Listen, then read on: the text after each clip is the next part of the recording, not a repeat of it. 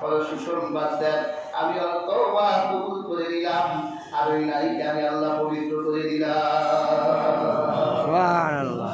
তাহলে হাজরি এত বড় কাফনের অপরাধী, জেনাকার অপরাধী যদি আমার আল্লাহর কাছে মাফ পেতে পারে, এখনো রমজান আছে, আমি অত বড় অপরাধ করি নাই, আমার আল্লাহর কাছে যদি এখনো আমি তওবা করে গুনার জন্য পানা চাই, আমার আল্লাহ তওবার দরজা এখনো খুলে রেখেছে।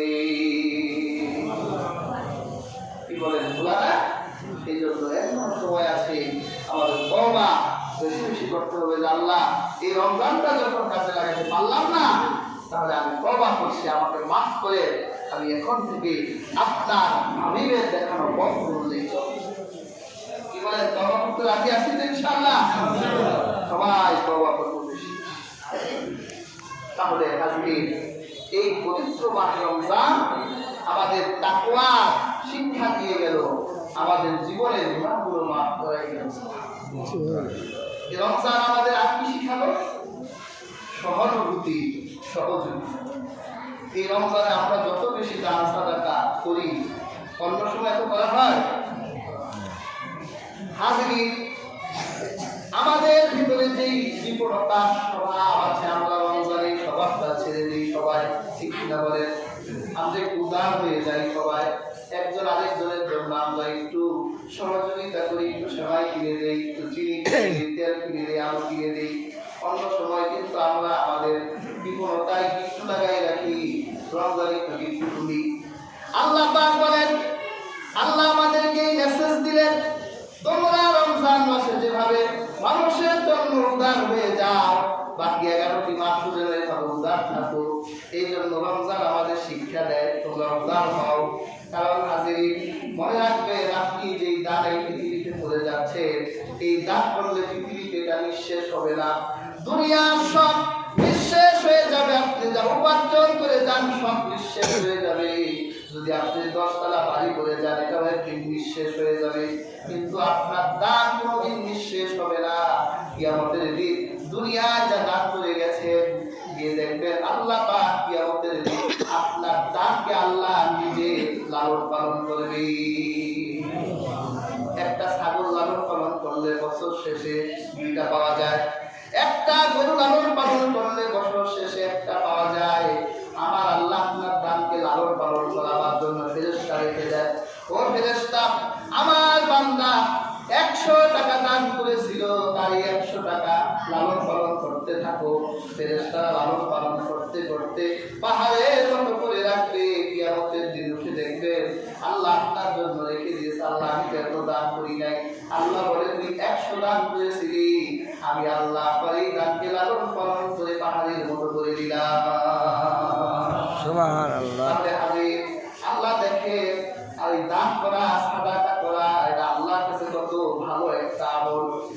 যখন কোনো বান্দা দান সাদাকা করে, হাদিয়া করে, একজন আরেকজনের প্রতি সহযোগিতা করে, তার পকেটে হাত দিয়ে তো দিতে হয়।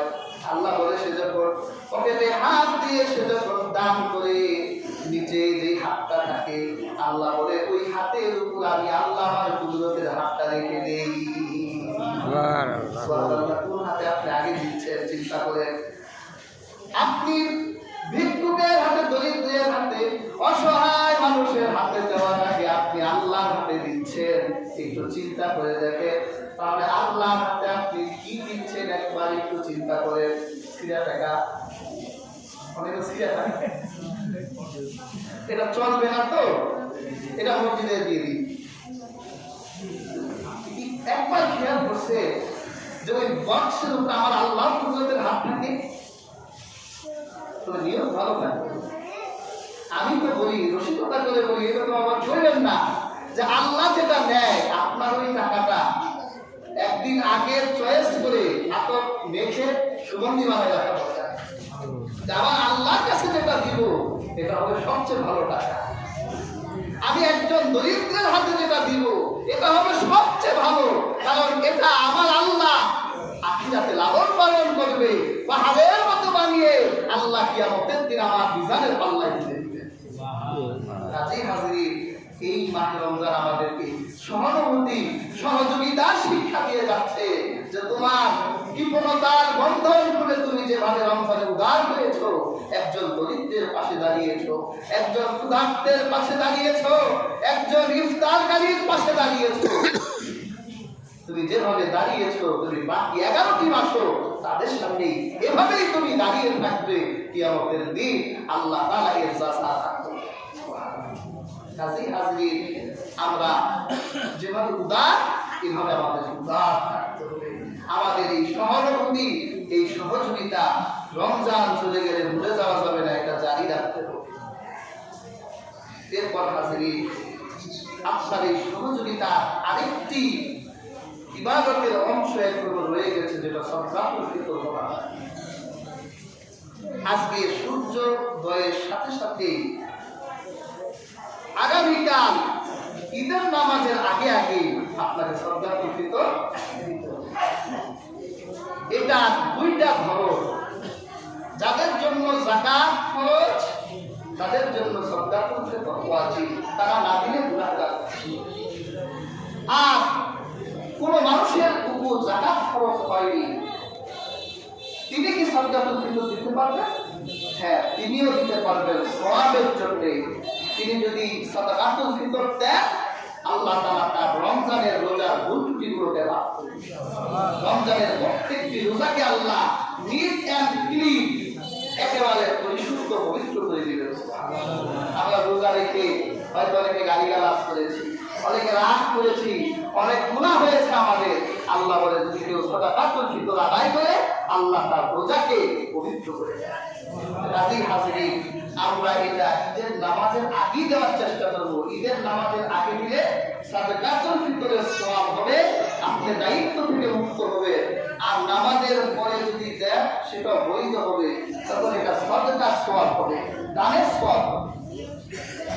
যদি মনে করেন যে আমি এক সপ্তাহ পরে একজনকে দিব, তাহলে ঈদের নামাজের পরে দিলে এটা আপনার জন্য দানের সওয়াব হয়ে যাবে। কারণ সাদকাতুল ফিতর এই জন্যই দেওয়া হয়েছে, যাতে যে মানুষের পক্ষে ঈদের দিন আনন্দ করা সম্ভব নয়, যিনি পোশাক কিনে ঈদের আনন্দে অংশীদার হতে পারবে না, তাকে যদি ঈদের আগে দেওয়া হয়, তাহলে সে আনন্দে অংশীদার হতে পারে। এই জন্য মূলত দেওয়া হয়েছিল। কেউ যদি তখন আদায় না করে, পরে আদায় করবে, এটা শুধুমাত্র দানের সওয়াব। কাজী হাজিরিন, আমরা আমাদের এই সাদকাতুল ফিতর আদায় করতে হবে। আপনার পরিবারে যদি 2 জন মানুষ থাকে, 2 জনেরটা দিবেন, 3 জন থাকলে 3 জনেরটা, 5 জন থাকলে 5 জনেরটা। ওই দিন যদি কোনো শিশু সূর্যোদয়ের আগে জন্ম নেয়, সূর্য উদিত হওয়ার পরেও জন্ম নেয়, ওই শিশুর পক্ষ থেকেও সাদকাতুল ফিতর আদায় করতে হবে। কাজী হাজিরিন, আমরা এই সাদকাতুল ফিতরের দিকে আমরা সচেতন থাকবো।